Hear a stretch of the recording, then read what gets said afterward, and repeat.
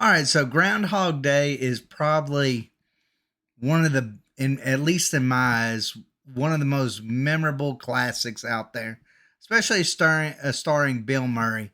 Of course, there's Caddyshack and a bunch of other little movies that he did, Ghostbusters. But probably the movie that always stands out, and the movie that I've watched a million times over the years, is Groundhog Day. I think it has a really good story to it. I think it has a real relatable story, and it's it's funny. It's a real funny story. But people have always asked, how long was Bill Murray actually repeating the same day over and over and over again?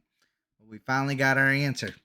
All right, so let's go ahead and let's read this story. It says Tobolowsky portrayal as a pushy insurance salesman is one of the many memorable performances from the film. He mentions that one of the most commonly asked questions about the film is how long Bill Murray's character Phil Connors lived in the loop. And that having to deal with the insurance salesman every day is like crazy. To get an answer, he asked director Harold Ramis, who passed away in 2014, Harold, how long is Bill trapped in time? How long is he trapped in the town? Everybody always asks me. Tobolowsky recalled. Uh, and he said, Stephen, 10,000 years. And I said, 10,000 years, which is crazy. He said, you see, I'm a practicing Buddhist. Who knew that? I'm a practicing Buddhist, and we believe that it takes 10,000 years to perfect the human soul. And that's the real story of Groundhog Day, the perfection of the human soul. You know, it's kind of an interesting way to kind of put it. I think the 10,000 year thing is like crazy. That he replayed this same day over and over for 10,000 years. Um, but the completion or the perfection of the human soul. I don't know if I necessarily say that by the end of his time in Groundhog Day, he was a perfect soul by any stretch of the imagination. So I don't really know if that's.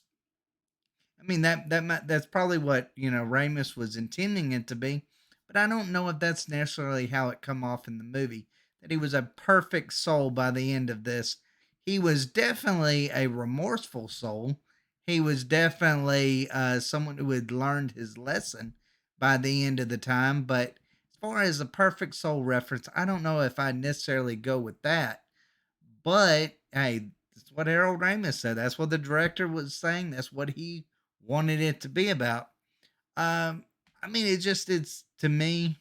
I thought this was a really interesting story because I've always wondered that too. I'm like, you see him going in the loop, and you wonder how long was he actually in there. And now we finally know 10,000 years, 10,000 years of repeating the same day over and over and over again.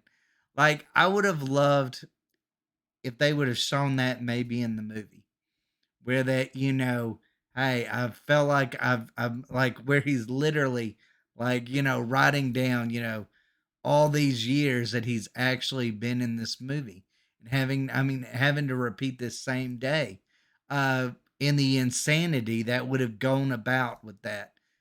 After 10,000 years, you would think of repeating the same day.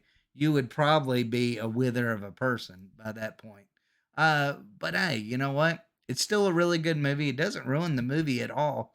It's just a little bit of trivia that kind of adds some introspection into just what this movie was supposed to be about and about how um, Harold Ramis viewed this really iconic character now. Now we all know that this film actually was one of the reasons why Harold Ramis and Bill Murray got into a huge fight and didn't talk to each other for like 20 years, which is incredibly sad.